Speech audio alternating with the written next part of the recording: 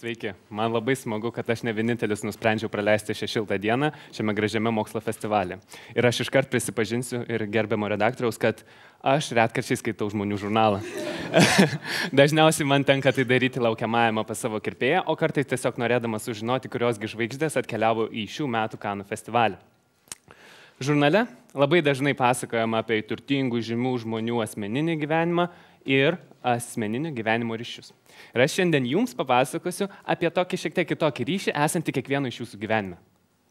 Mano istorijos veikėjai bus inkstas, tai pupos formos organas esantis mūsų pilvo ertmėje, kuris valo mūsų organizmą nuo įvairiausių medžiagų, bei vidinė ausis esanti mūsų kaukolėje ir leidžianti jums dabar girdėti mano šiek tiek virpantį balsą. Taigi, žurnalo žmonės terminai šnekant, šių dviejų organų ryšys būtų kaip komplikuoti santykiai per atstumą.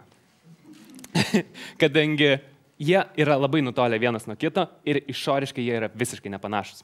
Tačiau taip atrodo tik iš pirmo žvilgsnio. Pažvelgus per pakankamai gerą mikroskopą, mes galime pamatyti, kad inksto ir vidinės ausies dalies vadinamos kraujagyslinių ruoželių mikrostruktūra yra labai panaši.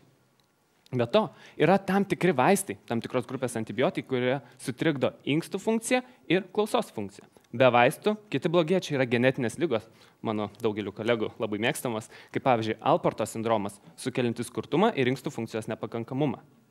Be šių visų panašumų, taip pat, pirmą sutrikus inkstų funkcijai labai dažnai pradeda trikti ir klausa. Šiuo metu manoma, kad taip nutinka dėl to, kad esant inkstų funkcijos nepakankamumui sutrinka elektrolitų, tai yra jonų, tokių kaip kalis, kalcis, esantis mūsų kauluose, balansas kraujyje ir dėl to sutrinka klausos impulso registravimas ir užrašymas vidinėje ausyje. Dabar jūs visą tai išklausėte ir galvojate, bet ko čia tai svarbu? Svarbu tuo, kad šiuolaikiniais tyrimo metodais tokie studentai, kaip priešais jūs esantys su savo darbo vadovais Vilniaus universitete, gali nustatyti rizikos grupėms, tai yra lėtinėmis inkstų lygomis sergantiems pacientams, pradinį klausos pažeidimą. Ir tada mes galime juos gydyti arba bandyti sustabdyti progresavimą. Taigi, galimai šis ryšys tarp inksto ir vidinės ausies gali leisti kokiam nors seneliui kažkur Lietuvos gilumoje aiškiai ir ilgai klausytis savo anūkės nuomonės apie sukneles, kurias vilkėjo žvaigždės Kanų kino festivalyje. Ačiū Jums už dėmesį.